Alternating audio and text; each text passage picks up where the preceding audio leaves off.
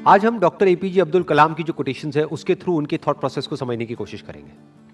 जो उनका सबसे पहला कोट है और सबसे फेमस कोट है वो है, you have to dream before your dreams can come true. There are two ways of living life. एक ऑप्शन तो ये है कि जैसी हमारी रियलिटी है वो हमारे फ्यूचर को डिफाइन करे। फॉर एग्जाम्पल, आज आपकी करंट रियलिटी ये है, इस लेवल पे है, आपके पेरेंट्स ने यहां तक अचीव किया है, तो अगर उसके बेस पे आपका फ्यूचर डिसाइड होगा तो मैक्सिमम वहां से आप यहां तक सोच सकते हो। आपके पेरेंट्स भी यहां से यहां तक सोच सकते हैं, उससे ऊपर नहीं सोच सकते। बट अगर हम चाहते हैं कि हमारा जो फ्यूचर है वो प्रेजेंट से और पास्ट से बिल्कुल अलग हो, तो उसके लिए ड्रीम्स की जरूरत है, उसके लिए इमेजिनेशन की जरूरत है कि वो इमेजिनेशन आपको भगाए, ना कि आपकी जरूरतें या आपकी मजबूरियां आपको भगाएं। और इमेजिनेशन की खास बात क्या है, आपके हाथ में पूरा कंट्रोल है कि आप कहां तक सोच सकते हो, आप कहां तक इमेजिन कर सकते हो। उसका आपकी रियलिटी से कोई कनेक्शन नहीं है। हो सकता है आप एक ऐसे बैकग्राउंड से हो जहां से कि वो इमेजिनेशन दूर दूर तक मैच नहीं हो रही है। और इसका सबसे बड़ा एग्जाम्पल कौन है? Doctor APJ Abdul Kalam. पहले तो एक इतने छोटे से गांव से निकल करके एक इतना बड़ा साइंटिस्ट बनना, और उसके बाद में भी इस कंट्री के प्रेसिडेंट बनना। लाखों करोड़ों स्टूडेंट्स के लिए वो एक आइडल हैं आज भी। अगर जिस बैकग्राउंड से वो आए, जो उनकी रियलिटी थी, अगर उसके बेस पे उनका फ्यूचर डिसाइड होता तो कभी भी वो इसका 1% भी अचीव नहीं कर पाते जो उन्होंने अचीव किया। लेकिन जो भी कुछ उन्होंने अचीव किया वो किया अपनी ड्रीम्स के बेस पर। और अगर ध्यान से उनकी लाइफ को ऑब्जर्व करोगे तो कभी भी उनका सपना ये नहीं रहा कि मुझे ये पाना है, मुझे वो पाना है, मुझे वो पाना है, मुझे वो पाना है, क्योंकि ये सपना तो आपको भिखारी बना देता है। उनका सपना हमेशा से ये रहा है कि मुझे ये करना है, मुझे ये करना है, मुझे ये करना है, मुझे ये करना है, अब ये कर लिया, अब ये करना है, अब ये कर लिया, अब मुझे ये करना है, अब ऐसे कॉन्ट्रीब्यूट करना है, अब ऐसे शेयर करना है। इनफैक्ट एक आदमी की असली पहचान इससे नहीं होती कि उसको कितना मिला है, क्योंकि अगर इसी से होती तो सबसे ज्यादा लाइफ में किसको मिलता है? एक भिखारी को। पूरी जिंदगी सिर्फ मिलता ही मिलता है। तो एक आदमी की असली पहचान इससे नहीं होती कि उसको कितना मिला है, बल्कि इससे होती है कि उसने क्या दिया है। तो अगर उनकी लाइफ को आप ध्यान से ऑब्जर्व करोगे तो आप एक ही चीज नोट करोगे कि उन्होंने सिर्फ दिया ही दिया है। बड़ी सिंपल लाइफ जी है उनकी लाइफ को अगर आप ऑब्जर्व करोगे, बहुत ही simple life, down to earth life. और लाइफ का सिर्फ एक ही मिशन रहा है कि किस तरीके से मैं कंट्रीब्यूट कर सकता हूं, किस तरह से जो आने वाली जनरेशन है उसको इंस्पायर किया जा सकता है, किस तरह से बच्चों के अंदर जो एक स्पार्क है जो हर बच्चे में होता है उस स्पार्क को इग्नाइट किया जा सकता है। यही उनकी पूरी लाइफ का मिशन रहा है। ऐसी लाइफ कैसे पॉसिबल हो पाई? On the basis of dreams, on the basis of imagining the future as he wanted. In fact जानवरों में और इंसानों में सबसे बड़ा फर्क यही है। जानवरों को उनकी जरूरतें भगाती है, उनकी मजबूरियां भगाती है, उनकी भूख भगाती है। बट इंसान होने का असली मतलब यह है कि आपको आपकी जरूरतें ना भगाएं, बल्कि आपकी सोच भगाए, बल्कि आपकी ड्रीम्स भगाए, बल्कि आपकी इमेजिनेशन भगाए। आप फ्यूचर को खुद इमेजिन करो, जैसा फ्यूचर आप चाहते हो अपने लिए, और फिर उस फ्यूचर को क्रिएट करो। That is the power of being human. इसीलिए कहा जा रहा है you have to dream before your dreams can come true. तो मैंने अपने अलग अलग सेशंस में कई बार ये बात बोली है, लेकिन ये बात इतनी इंपॉर्टेंट है कि एक बार और बोलनी बनती है यहां पर। 90% से ज्यादा लोग लाइफ में इसलिए फेल नहीं होते हैं कि वो कुछ बहुत बड़ा सोचते हैं और उसको अचीव नहीं कर पाते हैं। वो इसलिए फेल होते हैं क्योंकि वो बहुत ही छोटा सोचते हैं और उसको अचीव कर लेते हैं, यानी कि उनकी ड्रीम्स होती ही नहीं है। लोग इसलिए नहीं फेल होते हैं कि उनकी बहुत बड़ी ड्रीम्स थी और वो पूरी नहीं हुई। लोग इसलिए फेल होते हैं क्योंकि एक्चुअल में उनकी कोई ड्रीम्स थी ही नहीं। Next quote is, man needs his difficulties because they are necessary to enjoy success. इस कोटेशन की जो डेप्थ है वो वही समझ सकता है जिसने एक्चुअल में बहुत बड़ी सक्सेस लाइफ में अचीव करी हो और जिसने बहुत बड़े बड़े फेलियर्स भी देखे हो। बिल्कुल इसी तरीके से यहां पर क्या कहा जा रहा है कि पानी की इंपॉर्टेंस सिर्फ वो आदमी समझ सकता है जो कभी प्यास से तड़पा हो। खाने की इंपॉर्टेंस वो आदमी समझ सकता है जिसने भूख देखी हो, जिसको बचपन से ही 56 भोग मिला है, जितनी उसकी भूख थी उससे बहुत ज्यादा मिला है। क्या उसके लिए खाने की कोई वैल्यू है? बट जो आदमी 2 दिन से भूखा है उसको आप कुछ रूखा सूखा भी दोगे तो उसकी क्या वैल्यू है उसके लिए, वो सिर्फ वही आदमी जानता है। ऐसे ही सक्सेस का मतलब सिर्फ वो आदमी समझ सकता है जिसको सक्सेस मुश्किल से मिली हो, जिसके बाप ने कुछ किया और करके एक लेवल तक पहुंचा और उस बच्चे को ले जा करके कुर्सी दे दी और वहां पर बिठा दिया।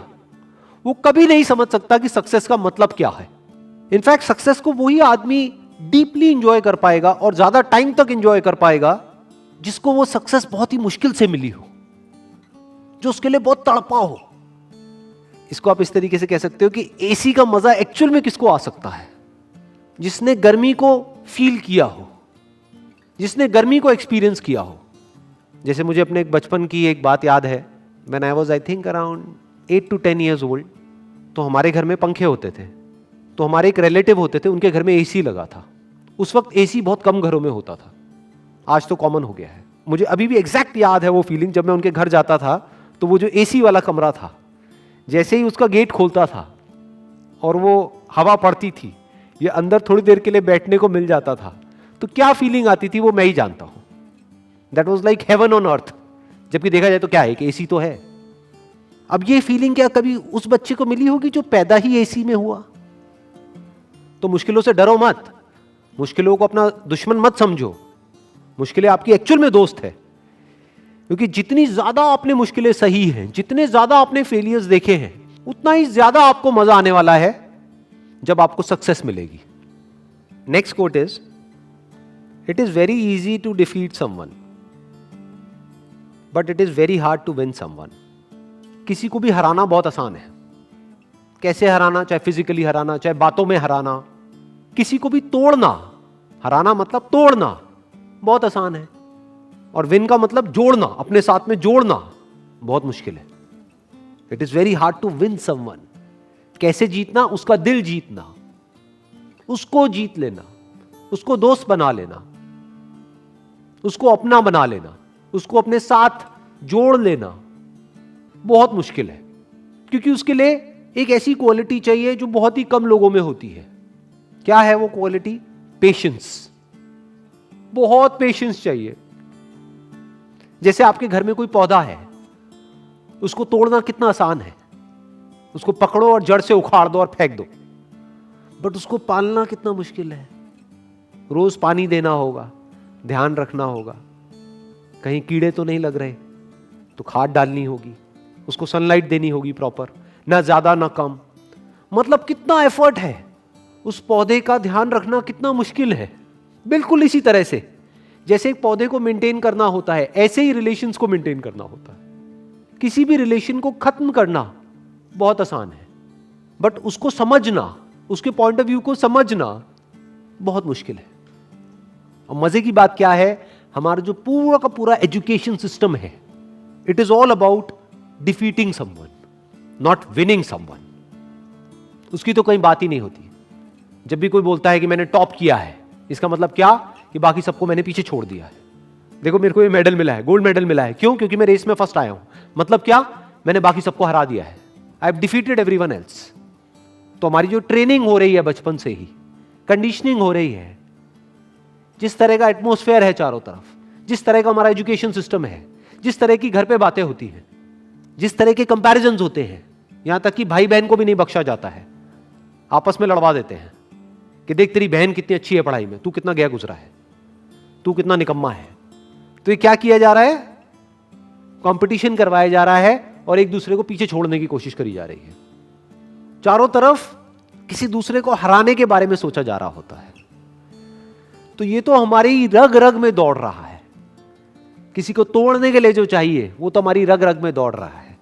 तो सवाल ये उठता है कि किसी को जोड़ने के लिए, किसी से जुड़ने के लिए और किसी को अपने साथ जोड़ने के लिए, किसी को अपना बनाने के लिए क्या क्वालिटीज हमारे अंदर होनी चाहिए, वो समझना पड़ेगा और वो अपने अंदर डेवलप करना पड़ेगा। उसके अंदर सबसे बड़ी क्वालिटी होनी चाहिए पेशेंस।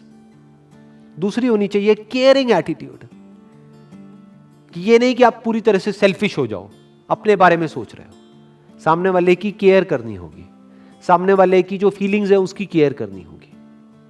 अगर दूसरे वे में देखा जाए तो एक तरफ से क्या हो रहा है, जब आपने किसी को हराया तो जिंदगी भर के लिए आपको एक दुश्मन मिल गया, क्योंकि अब वो मौका ढूंढेगा आपको हराने का, और आज नहीं तो कल आपको हराएगा।